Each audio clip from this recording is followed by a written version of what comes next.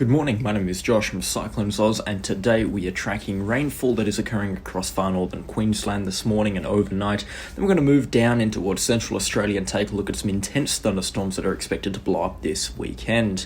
Starting things off, of course, with far northern Queensland, considering there is substantially high amounts of rainfall expected over the next 3 days, possibly a further 200 millimetres for some locations on top of the rainfall that they have already received this week. Mareeba overnight had 125 millimetres, and I'm sure a lot of locations around Cairns, Innisfail and Tully from these thunderstorms had a very significant amount of rainfall as well, and there's still some that's just moving through the area right now. Most of it is light, but there are some heavier showers just offshore, and they will be streaming ashore later on today and into this afternoon, and before the rainfall really does pick up tomorrow and into Friday morning as well. Looking like it's going to be peaking around Friday morning into Friday evening, and hopefully easing off as we get deeper into Easter before Easter Day on Sunday. The rainfall should be easing off by then, but still some showers here and there can be expected.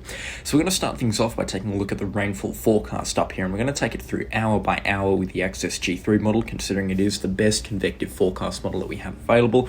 You can see the tropical low that's driving this moisture is located south of PNG. I did think that this was going to happen, where we would see a weak swirl start to occur, and that is kind of what has been happening through here. You can see some thunderstorm activity that has fired up, and this here is going to be promoting that onshore flow that we're going to be seeing over the next 24 to 72 hours. Now you can see, if we were to switch it again over to the Access G3 model, there's not too much in the way of heavy falls throughout the rest of Wednesday. There might be one or two stronger thunderstorms that might have some heavy rainfall in them that move through further inland around Georgetown or Croydon, but they should be missing the closer areas of the coastline such as Atherton or Cairns and Innisfail. The rainfall will probably be picking up Thursday morning, though. You can see some very heavy showers are expected to be offshore, and they will stream ashore probably around Thursday morning into early afternoon, and then that's when the rainfall is really going to start to rise from there.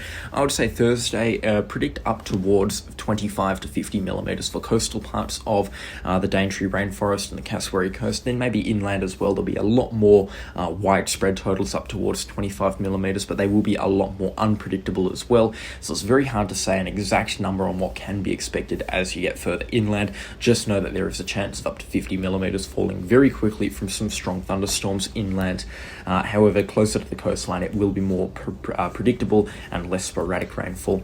It looks like the rainfall really does increase into sort of those moderate to heavy falls by Thursday evening and then into Friday morning, really peaking around Friday lunchtime before easing off there and easing off further on Saturday before the rainfall clears out for good by the looks of things, and we don't receive any rainfall for the foreseeable future up in the far northern Queensland region. In fact, absolutely hardly any rainfall to speak of right out towards Friday the 5th of April. So it looks like this is going to be the last really big push from the wet season on Friday, and even then the rainfall has actually dropped significantly on the forecast models. Still though, I mean, it looks like the wettest location will be around Port Douglas or Wonga Beach, up towards 220 millimetres there, so it's nothing to really fob off. It will be some heavy rainfall, and again, considering the mountainous topography up here in far northern Queensland, there will be places that pick up a lot more than 250 millimetres, just because the forecast models really struggle to predict rainfall in the nooks and crannies and valleys of these mountains and hills up here. And just again near Innisfail, you can see quite a bit of rainfall there, 150 millimetres or so, and considering it will all fall in a 24 to 36 hour period, and possibly in some very heavy showers as well, we're probably looking out for a possible flooding event up here. Nothing too serious, and it certainly does paint a picture of how boring the Australian weather is now that I'm talking about 200 millimetres in the wettest place in Australia, but still it is certainly something that is worth a heads up for areas around Cairns, because I know that a lot of other forecasting agencies wouldn't bother to cover a rainfall event like this. They'd just call it a day off, to be fair, but it is important that we do warn people for 250 millimetres of rain, because it still can cause flooding in an already very saturated corner of Australia, where they've had about 300% of their average annual rainfall in one or two locations. Most of that was because of Cyclone Jasper, which has long since passed. It was about 4 months ago now, and the moisture in the soil is certainly starting to dry out, but it still has been a wetter than average wet season up here, that is for sure. And I've also read a lot of comments about people comparing this to a wet season of the 1970s. Well, the 1970s is kind of a bad prediction to make, because most of the wet seasons between 1972 and I believe 1982, that sort of decade-long period, were all very consistently very much wetter than average. So comparing it to a season of the 60s 60s or the 80s would probably be a more accurate analogy. This wet season still has been wetter than the long-term average between the 1880s and the 1960s. So even with the drying pattern that some suggest is occurring up in far northern Queensland, it does look like this wet season has been substantially wetter than most, and certainly a lot wetter than expected. The Bureau of Meteorology's forecast for a drier pattern from that El Nino, that certainly did get thrown out of the window pretty quickly.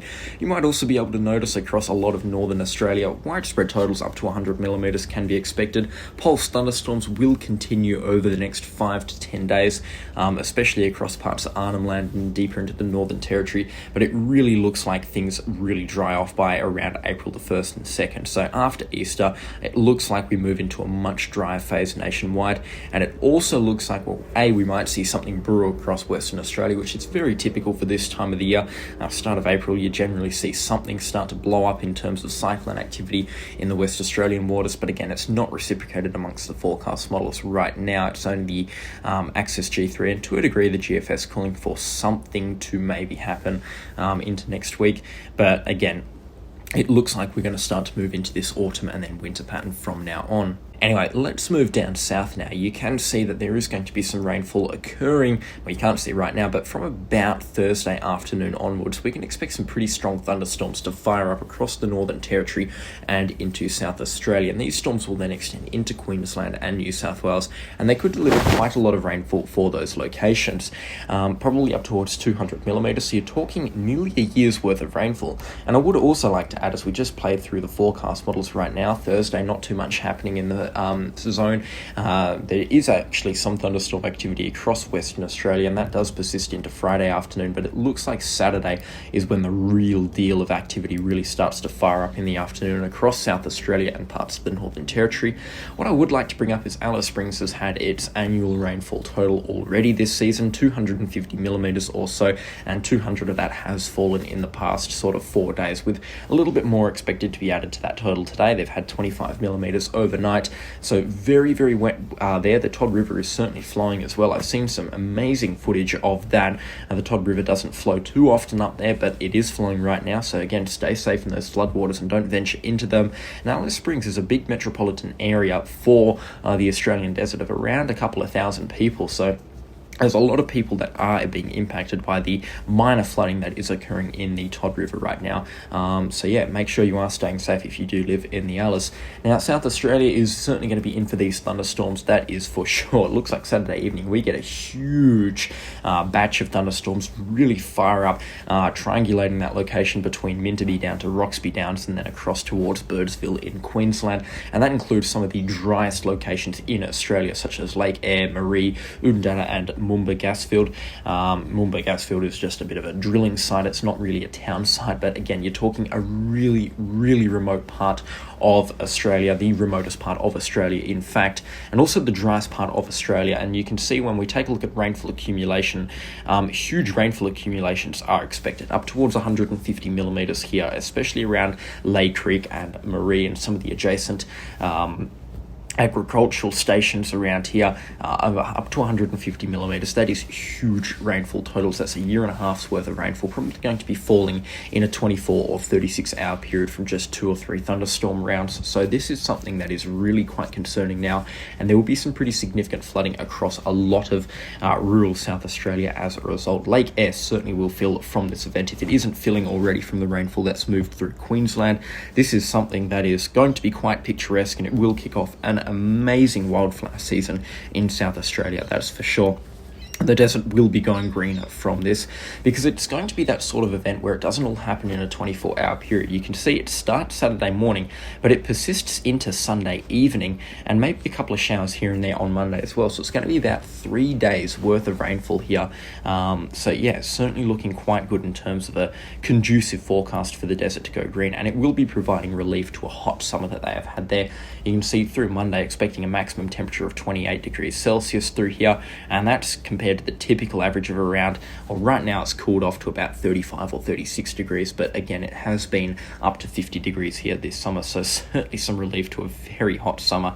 And it looks like Tuesday as well, it'll be cooler still from a bit of a cold front that's expected to move through, and that sort of southerly flow that we see here from the wind line streaming up into South Australia and Victoria, that could provide some showers as well to the coastal areas around Adelaide and so forth, because I haven't mentioned this already, but Adelaide is going to miss out on the rainfall from this thunderstorm event, but they are going to cop something pretty tremendous from what could be a big cold front, sort of what I've always called a winter opener. You generally see a big cold front happen at the start of the winter season that really just knocks the gate down for the rest of those cold fronts to move through. I like to call it a winter opener, and that is certainly something we're going to be seeing here next Tuesday and Wednesday. The Eastern WF supporting it. The Axis G3 model not so keen, but still firing up an east coast low-like system in the Tasman Sea, and the GFS very much keen on what the Eastern WF has to say as well, and this will provide a lot of rainfall for Tasmania too, so this is something we're going to have to be watching very closely. And you can see peak wind gusts here approaching 120 rather kilometers an hour, not 120, that's not a word, so very strong wind gusts, that's for sure through here. Something we're going to have to watch very closely too. Now, $1 million question right now is there any snow from this forecast? Well, let's take a look here. Doesn't look like the Eastern WF wants any snow. The GFS also doesn't really want any snow. Oh, they do for Tasmania. Take a look at this. Up to 3 centimeters can be expected. And is there anything expected up in the Victorian Alps or into the New South Wales Alps? I don't really think so, which is sad for snow lovers, because I mean, snow in March or April is a great sign. That is a sign for a very good season, but it doesn't look like it's going to happen this time.